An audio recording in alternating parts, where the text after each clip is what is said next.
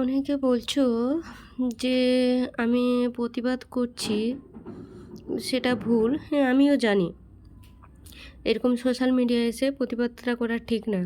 কিন্তু আমার সঙ্গে যেটা কি হচ্ছে, এই সময় খালি না।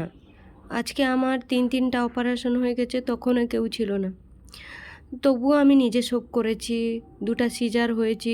প্রথম যখন গলার অপারেশন হয়েছিলাম তখন তো কেউ বাচ্চা ছিল না, তো এতটা কষ্ট হতো না। কিন্তু তারপরে বাচ্চা হওয়ার পরে বাচ্চাকে নিয়ে সিজার হওয়া, নিজের করা সব কিছু, বাচ্চার করা তবুও করেছি।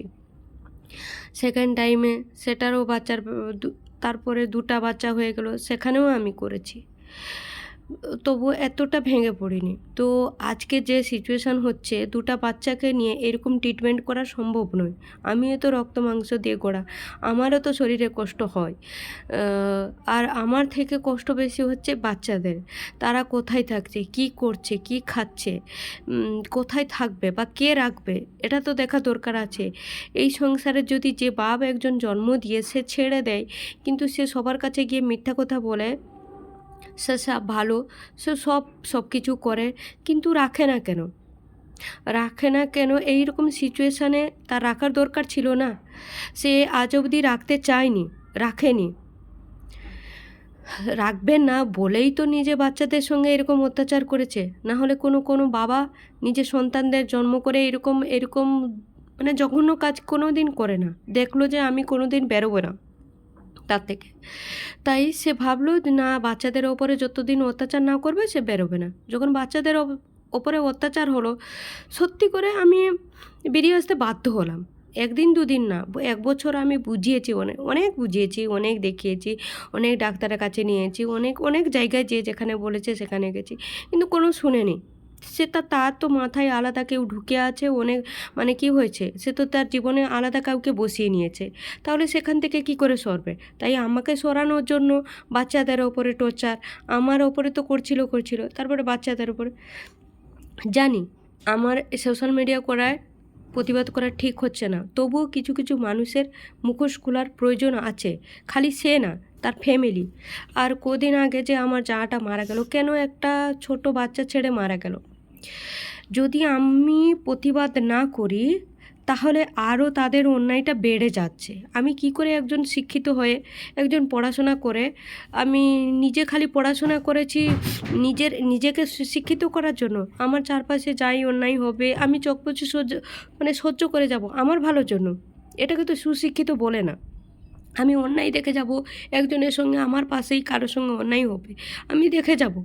আমার যতদিন অবধি জীবন থাকবে না, আমি আমার সামনে কোনো অন্যায়, কোনো প্রতিবাদ হলে আমি প্রতিবাদ করবই। তাই আমাকে বাধ্য হয়ে সোশ্যাল মিডিয়ায় বেছে নিতে হয়েছে। কেননা যেসব জায়গায় এইসব মানুষরা জড়িয়ে আছে, পরে ওরা তো একদিন না একদিন তো ধরা পড়বে। যাতে সেই সব জায়গায় আমাকে কেউ যাতে না টানতে পারে, যাতে সেই সব জায়গায় আমার নাম আসে না যে এই ব্যবসা করছিল, এটা করছিল, এর কাছ থেকে টাকা খাচ্ছিলাম, এটা করছিলাম। তার জন্য পুরো ক্লিয়ার কাট করে আমি সব এগ্রিমেন্ট পেপার করে সব কিছু লিখিয়ে সব কিছু রেখেছি, যাতে ভবিষ্যতে আমি না ফাঁসলেও আমার পরে চলে যাওয়ার পরে আমার বাচ্চাদেরকে ফাঁসাবে। যে বাবা জন্ম দিয়ে নিজে এরকম কাজ করতে পারে, জঘন্য থেকে জঘন্যতর কাজ, সে পরবর্তী ক্ষেত্রে বাচ্চাদেরকে ফাঁসাতে পারে না। তাহলে আমি একটাই খালি সবার কাছে রিকোয়েস্ট করব, ঠিক আছে? আমি যেগুলা করছি, হ্যাঁ জানি, প্রত্যেক সময় আমি বলছি, কিন্তু কিছু মানুষের মুখোশ খোলার জন্য টাইম এসেছে। আমার শ্বশুরবাড়ির প্রত্যেকটা মানুষ, তাদের ভিতরে শয়তান ঢুকে আছে। প্রত্যেকটা মানুষ। আজকে ভাবো দেখি, একটা বউ মারা গেল, আর একটা আমিও তো বসেছি, ভালো হবার কোথায় এইসব রোগ কত % চান্স আছে? আজ হব, কালকে অসুস্থ হয়ে পড়ে যাব। দুটা বউ চলে যাবে, একটা তো বউ চলে গেছে, আর একটা বউ। তাহলে কেন এরকম হচ্ছে? কেন এইরকম সংসারে আমরা এসেছিলাম মরার জন্য? আমরা সংসার করতে এসেছিলাম, আমরা মরতে আসিনি। ঠিক আছে? আমাদের বাবা মারা যখন বিয়ে দিয়েছিল না, আমাদের আমাদের বাবা মারাও এরকম, আমার বাবা মা যেরকম আমার জায়ের বাবা মা সেরকম।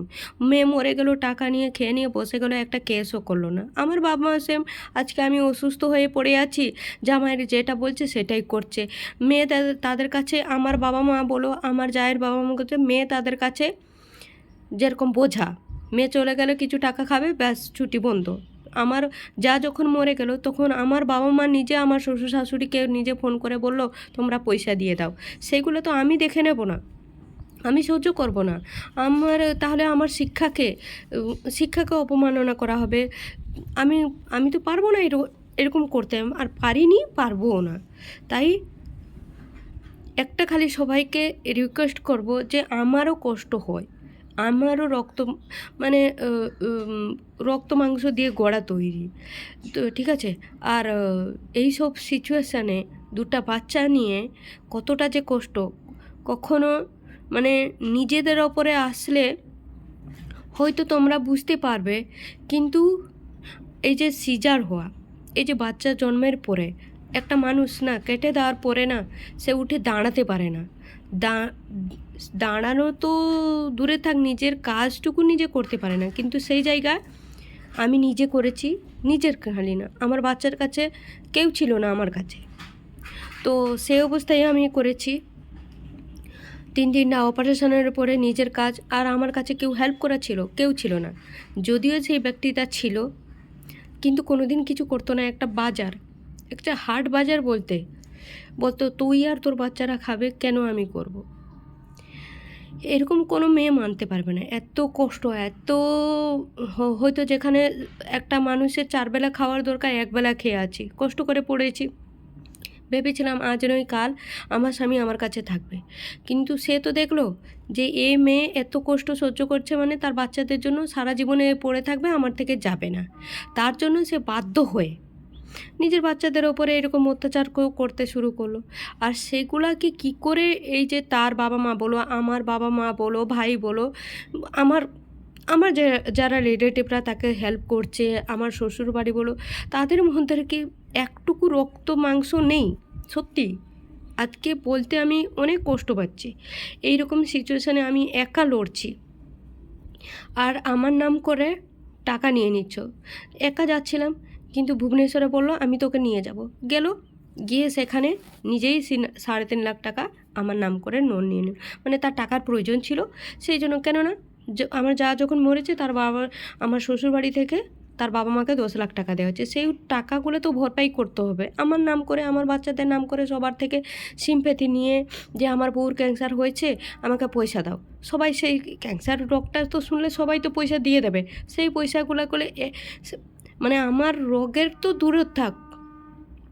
এই কদিন আগে 2-3 দিন আগে আমি বাচ্চাকে ফোন করেছিলাম, আমার মেডিক্লেম আছে, আমাদের ও করেনি, কোম্পানি করে দিয়েছে। তো সেই মেডিক্লেম জানার জন্য বাচ্চাটা ফোন করেছে। বাচ্চা ফোন করার পরে বলছে এই আমাকে পাগল করিস না তো। এখানে পাগল করার আমি আমার মেডিক্লেমের ডিটেলসটা চাইছি, সে দিচ্ছে না, কিছুতেই দিচ্ছে না। সে পুরোনোটা প্রত্যেক বছর মেডিক্লেমের কি হয়, প্রত্যেক বছর আপডেট হয়। তো 2024-25 যে আপডেটটা হয়েছে আমি সেটাই চাইছি। সে পুরোনো আপডেটটা দিচ্ছে, নতুনটা দিচ্ছে না।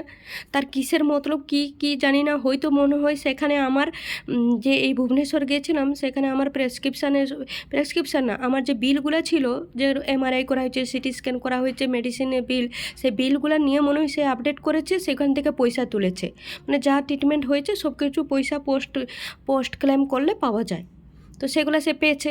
তো পাওয়ার পরে আমাকে কিছুতেই মেডিক্লেমের ডিটেলসটা দিচ্ছে না। যখন আমার নাম আদি আসবে, আমার উপরে কতটা ক্লেম করা হয়েছে, তো আমারটা ডিটেলস দেখাবে, সেটা আর দিচ্ছে না। আমার মেয়ের আগের বছর অপারেশন হয়েছিল, সে মেডিক্লেমটা দিল, কিন্তু আমার ক্লেমের ডিটেলসটা খালি ছবিটা পাঠিয়ে দিল, কিন্তু ডিটেলসটা কিছু দিল না। তখন আমি তো বুঝতে পারলাম যে এইটা কিছু হয়েছে মেডিক্লেমে। সেখানে ভুবনেশ্বর এই জন্য গেছে, এক তো ব্যাংক থেকে টাকা তুললো 3 লাখ টাকা আমার নাম করে, যে আমার বউর সেখানে তো একটা রিজন দিতে হয়। তো বউর এরকম রোগ হয়েছে, আমার দরকার আর্জেন্ট, তো লোন নিয়ে নিল। তারপরে এলো মেডিক্লেমের কাছে আমার যত সব রিপোর্ট ছিল সে তো দেখেছে। দেখেছে খালি না, সেখানে গেছিলাম যে যখন আমি রিপোর্টগুলো করাতে যাচ্ছিলাম, সে কাগজগুলো তো ওর কাছে ছিল, সব সব ছবি তুলেছে। ছবি তুলে রিপোর্টগুলোকে পোস্ট ক্লেম মানে যে মেডিক্লেমে যে পোস্ট ক্লেম করেছে, পোস্ট ক্লেম করে সেখানে ও টাকা পেয়েছে। তাহলে একটা মানুষ তো সব জায়গা থেকে আমার নাম করে সব জায়গা থেকে টাকা নিচ্ছিস, কিন্তু সেই টাকাগুলো আমার ট্রিটমেন্টে খরচ হচ্ছে না। এটাই একটা বড় দুঃখ। আমি যদি আজকে ট্রিটমেন্টটা ঠিক করে হতো না, আজকে হয়তো ক্যান্সার অবধি তো যেতই না, তার যেটা হয়েছেও না তাড়াতাড়ি রিকভার করে যেতাম। হয়তো 5 থেকে 6 মাস টাইম লাগতো, কিন্তু রিকভারি করে যেতাম। কিন্তু আমার আজকে আবার আমি আমার ডাক্তারের কাছে যাব, আবার সময় হয়ে যাচ্ছে, 1 মাস হয়ে যাচ্ছে। আমি যে টাকা কোথা থেকে আনবো, আমি কী ব্যবস্থা করব? আজকে গয়নাপত্র সব কিছু আমি বন্ধক দিয়ে দিয়েছি, খালি বাচ্চাদের কিছু কিছু আছে। যেরকম এইটা গলার যা চেন আছে, তো এই চেনটাকে লাস্টে এই মাসে ফেলবো, ডাক্তারের কাছে যাব। কিন্তু আর কতদিন আমি এরকম এরকম বন্ধক নিয়ে নিয়ে চলবো বলো? মানে আমি কারোকে কিছু দোষ দিচ্ছি না, খালি আমার কথাগুলো একটু বিচার করো, ঠিক আছে? মানে আমার নাম করে সবার থেকে সবার কিছু নেওয়া হচ্ছে, কিন্তু আমাকে পৌঁছাচ্ছে না। তাহলে নিচ্ছ কেন? যদিও নিচ্ছ, তাহলে আমার ট্রিটমেন্টে খরচ করো, বা যেগুলো নিচ্ছ আমার অ্যাকাউন্টে কেন আসছে না? আমার অ্যাকাউন্টে আলে তো কতটা খরচ হচ্ছে, কতটা হচ্ছে, সেটা তো বোঝা যাবে না। আমার তো এত টাকা দরকার হচ্ছে না, যেটুকু টাকা দরকার হচ্ছে আমি মেডিক্লেমে পোস্ট ক্লেম করলে পেয়ে যাব। কিন্তু কিচ্ছু করতে দিচ্ছ না তোমরা, পয়সা খাচ্ছ, পয়সার বেলায় কিন্তু আমার ট্রিটমেন্ট হচ্ছে না। তাহলে আমি কোথায় চিল্লাবো, কোথায় কাঁদবো? কোথাও গেলে কিছু পাচ্ছি না, আইন আদালত যেখানে যাচ্ছি কিছু পাচ্ছি না। তাহলে আমি কি করব? আমি এরকম পড়ে পড়ে নিজে মরতেও পারছি না। আমি চলে গেলে আমার বাচ্চাদের কেউ থাকবে না। মরতেও পারছি না, না বাঁচতে পারছি, না ট্রিটমেন্ট ঠিক করে করাতে পারছি।